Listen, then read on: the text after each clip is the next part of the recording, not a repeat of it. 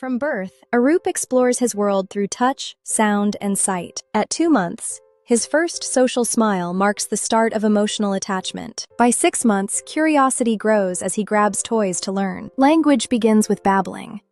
Ba is his first step toward talking. At 9 months, he learns object permanence, knowing a toy exists even when hidden. At 1, Arup finds his feet, gaining independence through first steps. At 2, his autonomy blooms as he makes choices during play. By 3, he expresses complex emotions, from joy to frustration. His environment and family shape his growth through social learning. Remember that psychology is based on scientific research, unlike pseudopsychology, which relies on myths without proof. This is how developmental psychology helps us understand how children grow and learn.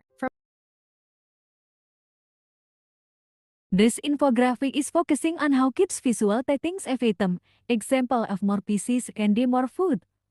By ignoring the total amount of matter, the kids don't understand the changing of the shape number of piece doesn't change the amount. The tiger kids is sitting together and having meals both with different portions. While the middle and first kid watching two first kid having mommy. It seems happy and agree with the some amount of it. The kid in the table is looking not satisfied with the meal he have.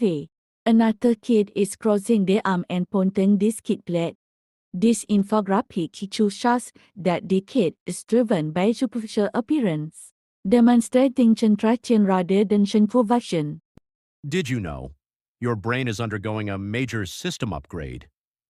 Especially the command center responsible for thinking, planning, and making decisions, the prefrontal cortex, is developing rapidly. This means you are starting to engage in better abstract thinking. You no longer just focus on the immediate things, but can understand concepts like fairness and responsibility, and even hypothesize what if. You are beginning to think long-term and about the future, but sometimes the brain's brakes, risk assessment, and accelerator, impulse control, might not be fully coordinated yet. So sometimes you might feel, oh, why did I do that? Or find certain decisions really tempting, even if they are risky. I feel like my emotions are on a roller coaster, sometimes soaring with happiness, and at other times inexplicably low. This is actually very normal because my body and brain are undergoing tremendous changes. I'm starting to care more about how others see me, and the question, who am I, frequently lingers in my mind. At the same time, I'm also learning how to better manage my emotions and increasingly understand the feelings of others. At this stage, my friend circle has become super important.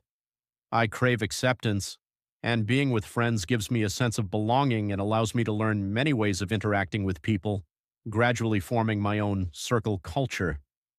This is truly a golden time for me to explore who I am. I will try various hobbies, styles, and even different personas, just like playing a large-scale role-playing game, with the ultimate goal of discovering the most authentic, unique self. In conclusion, adolescence is a journey of growth, from emotional instability and peer influence to identity formation and independence. Understanding this stage helps parents, teachers, and students support healthy development. I give up. Everything is broken, the room is a mess, and I'm just a giant magnet for bad luck. I'm going to go hide under a blanket. Bada, don't worry, I have a magic bell. If we ring it 3 times, the bad luck fairies will leave, and your chair will fix itself. The stars told me so. Wait, really? A bell can fix a broken chair? Sorry Shen, but bells don't fix furniture. Badr, you're a grown-up now. You don't need magic, you need a plan. Let's stop crying and start fixing. You're right, ringing a bell won't tighten these screws. Let's be smart about this.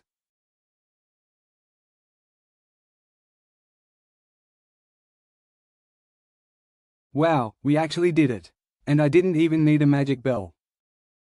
Yeah, I guess the screwdriver worked better than the bell after all. That's because science and a good plan always win. Hi, this is Daniel. At the age of 52, Daniel enters late adulthood, a stage where people reflect on their life achievements and struggles. Daniel's personality shaped his life choices. You were never there when I needed you, says daughter. Social connections play a crucial role in psychological well-being. Our perception shapes how we understand others. Stress in late adulthood often comes from health, relationships, and reflection. Not all psychological advice is scientific. I can't change the past, but I can be here now, says Daniel. Psychology helps us understand ourselves, improve relationships, and live meaningful lives at any That age. brings us to the end. Thank you for watching.